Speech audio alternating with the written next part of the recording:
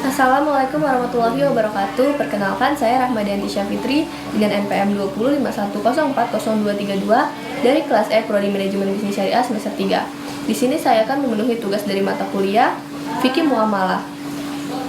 Di sini saya akan membahas tentang materi akad. Langsung saja saya akan menjelaskan tentang pengertian akad. Akad berasal dari bahasa Arab yaitu al-aqad. Secara etimologi mempunyai banyak pengertian, di antaranya mengikat, menghimpun, mencepakati, menguatkan, dan mengumpulkan di antara dua sesuatu, sedangkan secara terminologi adalah mengikat antara kehendak dengan merealisasikan apa yang telah dikomitmenkan. Selanjutnya akan didefinisikan sebagai berikut. Perikatan antara ijab atau suatu pernyataan melakukan ikatan dan qabul atau suatu pernyataan menerima ikatan dalam bentuk yang disyariatkan dan berpengaruh pada objek perikatan, pengaruh kepada kedua belah pihak. Dasar hukum dilakukannya akad dalam Al-Quran adalah surat Al-Maidah ayat 1. Lalu ada rukun dan syarat akad. Yang pertama ada akid atau orang yang melakukan akad. Akid adalah pihak-pihak yang melakukan transaksi atau orang yang memiliki hak dan yang diberikan hak. Seperti dalam hal jual beli, mereka adalah penjual dan pembeli. Lalu ada maqud alaih yaitu objek transaksi, maqud alaih atau objek transaksi, siwot atau ijab dan qabul. Ijab qabul merupakan ungkapan yang menunjukkan kerelaan atau kesepakatan dua pihak yang melakukan kontrak atau akad. Dalam ijab qabul terdapat beberapa syarat yang harus dipenuhi. Ulama fikih menuliskannya sebagai berikut. Yang pertama adanya kejelasan maksud antara kedua belah pihak. Lalu yang kedua adanya kesesuaian antara ijab dan qabul. Yang ketiga adanya pertemuan antara ijab dan qabul atau berurutan dan menyambung. Lalu yang terakhir adanya satu majelis akad dan adanya kesepakatan antara kedua belah pihak, tidak menunjukkan penolakan dan pembatalan dari keduanya. Lalu ada pembagian akad berdasarkan keabsenannya menurut ketentuan syara'. Yang pertama ada akad sohi. Akad sohi adalah akad yang memenuhi rukun dan syarat yang ditetapkan oleh syara'.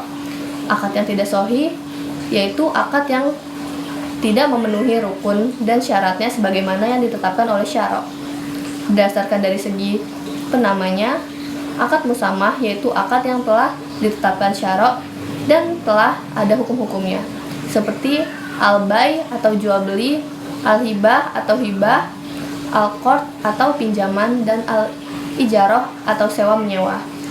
Yaitu yang kedua ada ghairu musammah yaitu akad yang penamanya ditetapkan oleh masyarakat sesuai dengan keperluan dan kebutuhan mereka di sepanjang zaman dan tempat, seperti al-istisna, bai al-wafa, dan lain-lain, berdasarkan disyariatkan atau tidaknya akad. Lalu ada akad musyaro'ah, ialah akad-akad yang dibenarkan syara' untuk dilaksanakan dan tidak ada larangan padanya, seperti gadai dan jual beli. Lalu ada akad mamnu'ah, ialah akad-akad yang dilarang oleh syara' untuk dilaksanakan, seperti akad donasi, harta anak di bawah umur, dan yang menjual anak kambing dalam perut ibunya, berdasarkan tanggungan kepercayaan bersifat ganda. Yaitu ada akad doman, yaitu akad yang mengalihkan tanggungan resiko atas kerusakan barang kepada pihak penerima pengalihan sebagai konsekuensi dari pelaksanaan akad tersebut, sehingga kerusakan barang yang telah diterimanya melalui akad tersebut berada di dalam tanggungannya.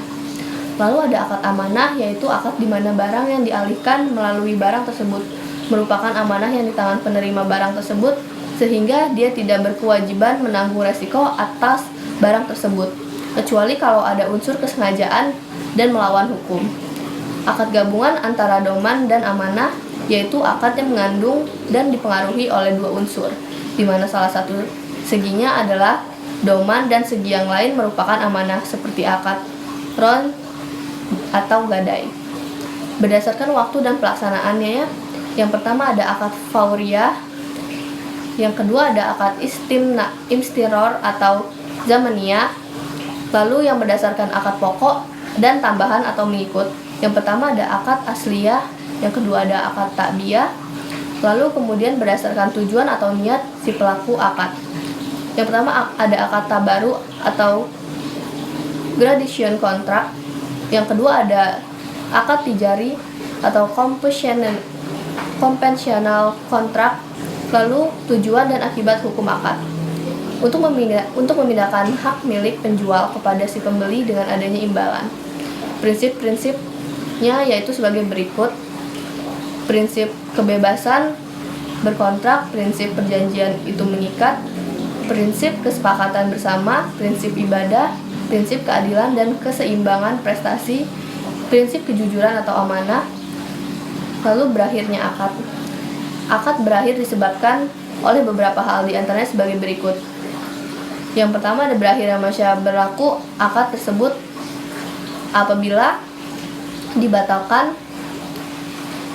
akad tersebut tidak mempunyai tenggang waktu, dibatalkan oleh pihak-pihak yang berakad apabila akad tersebut sifatnya tidak mengikat. Kemudian dalam akad sifatnya mengikat. Suatu akad dapat dianggap berakhir jika jual beli yang dilakukan fasad, seperti terdapat unsur-unsur tipuan, salah satunya rukun atau syaratnya tidak terpenuhi. Akad tersebut tidak dilakukan oleh salah satu pihak secara sempurna. Salah satu pihak yang melakukan akad meninggal dunia. Hikmah akad. Hikmah dalam muamalah antara sesama manusia tentu mempunyai hikmah. Di antara hikmah diadakannya akad adalah sebagai berikut. Yang pertama, adanya ikatan yang kuat antara dua orang atau lebih di dalam bertransaksi atau memiliki sesuatu. Tidak dapat sembarangan dalam membatalkan suatu ikatan perjanjian karena telah diatur secara syar'i. Akad merupakan payung hukum di dalam kepemilikan sesuatu sehingga pihak lain tidak dapat menggugat atau memilikinya.